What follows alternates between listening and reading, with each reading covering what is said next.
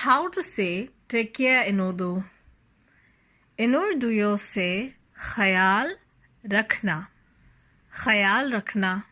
It is a verb, but it is also used as a request or as a command because the infinitive verb is also used as a command in Urdu. So you'll say take care of yourself. Apna ख्याल रखना. Apna ख्याल रखना.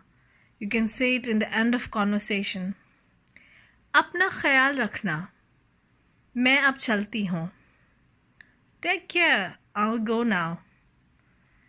So अपना means your. You might be thinking why we are not using तुम्हारा or आपका here. Why we are not saying आपका ख्याल रखना or तुम्हारा ख्याल रखना. Because presumably the sentence is starting with tum. So when the subject of the sentence is also the possessor of the noun in that sentence, then apna is used.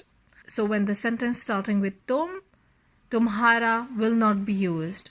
Instead, apna will be used. The same will go with all the pronouns. मैं अपना, हम अपना, तुम अपना, वो अपना. So तुम अपना ख्याल रखना. You take care of yourself. Or you can also say अपना ख्याल रखो. अपना ख्याल रखो. Take care of yourself. आजकल कोरोना फैल रहा है.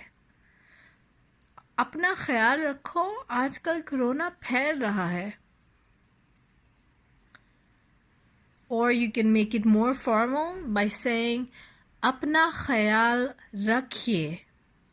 आजकल कोरोना फैल रहा है. Or you can also use it in the end of the sentence. मेरे घर का ख्याल रखो. मेरे घर का ख्याल रखो. मेरे दिल का ख्याल रखना. Take care of my heart. It's a little bit cheesy, but I think it's used in movies.